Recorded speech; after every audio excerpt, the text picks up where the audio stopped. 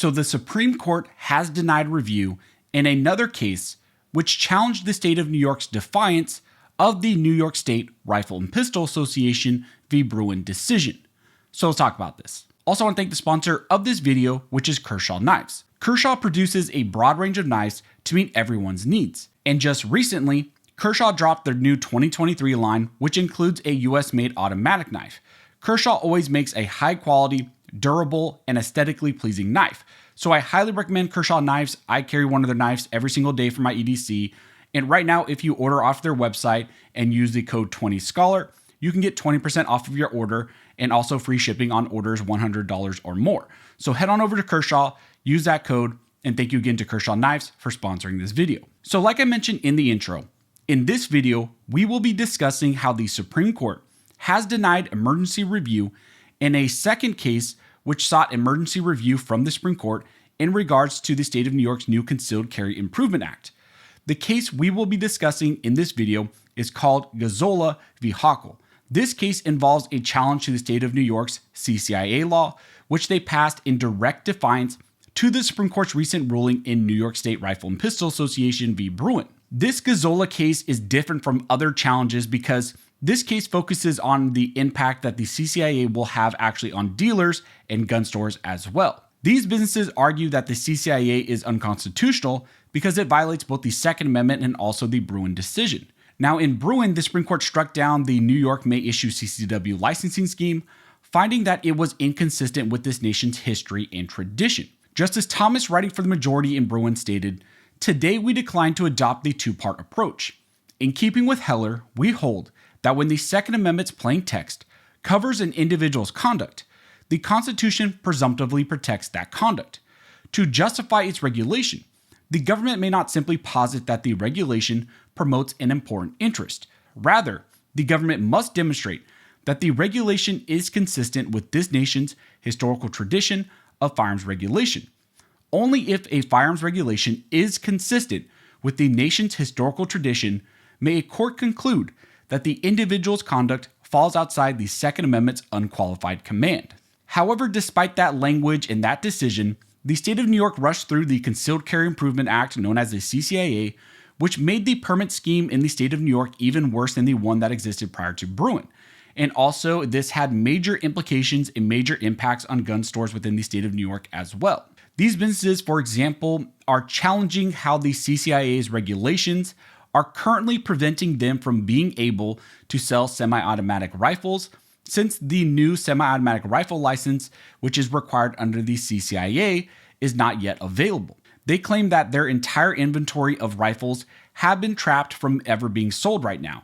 They also are challenging the CCAA's background check requirements and the background checks on ammunition, and they claim that there is additional restrictions essentially which are restricting them and hurting them very significantly as far as monetary losses. The plaintiffs in this case filed their lawsuit originally on November 1st of 2022 in a Northern District Court in New York.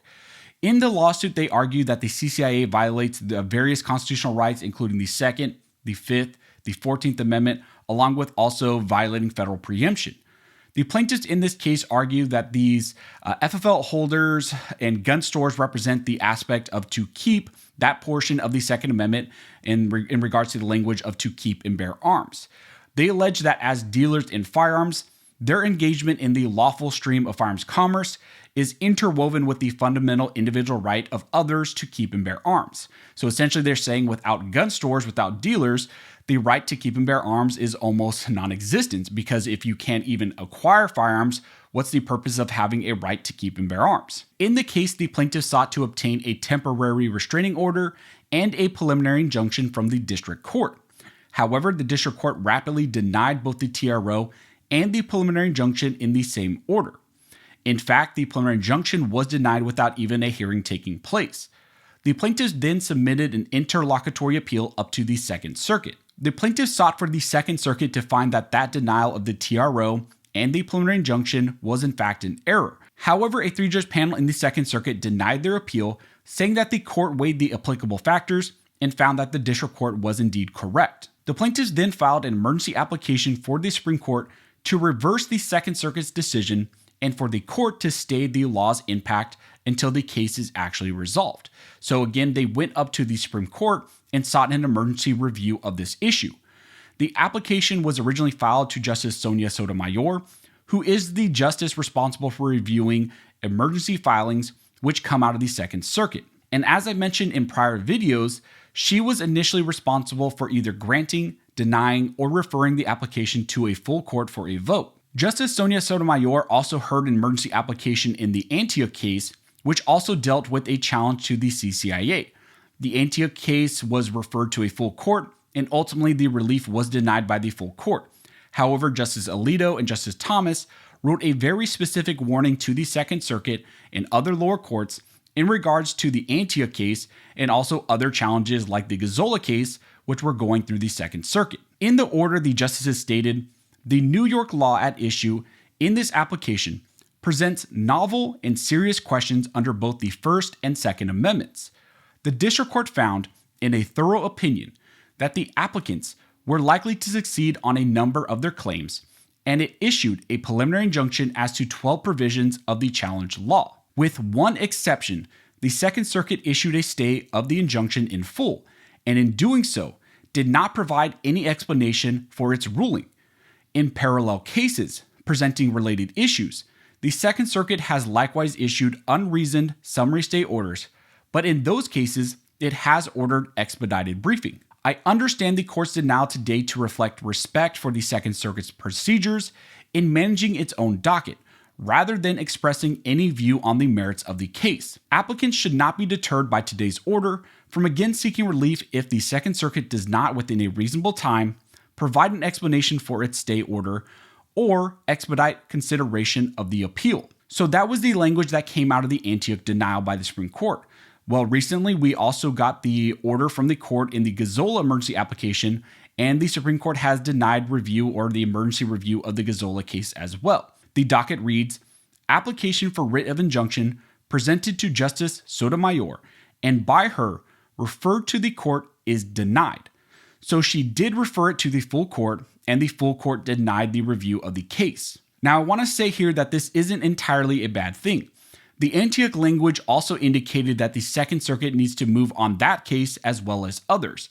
And in all reality, the Antioch case, in my opinion, is more comprehensive and deals with a broader kind of sweep of things which the CCAA law actually did. Also remember that there is a secondary challenge in the Gazzola case where they have in fact filed for a writ of cert before judgment, which ultimately means that the plaintiffs and petitioners are seeking for the Supreme Court to review the entire case on the merits at the Supreme Court level through their traditional docket before the lower courts actually even review the case.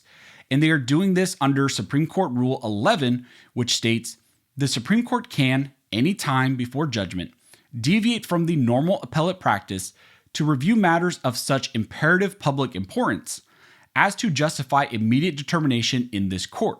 Now, whether or not the writ will actually be successful seems unlikely in my mind, but I wanted to give you the full kind of picture of where everything stands, where all these cases are currently standing, where the Gazzola case stands, and also where the Antioch case stands, and where we go from here. So, if we get any more information, I will let you all know.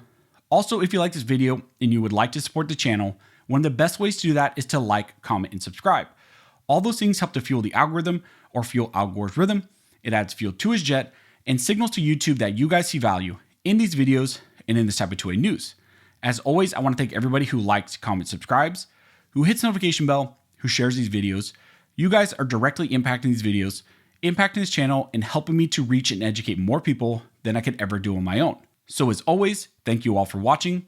Don't forget to like and subscribe. And never forget, this nation was built by armed scholars, and this nation will be maintained by armed scholars.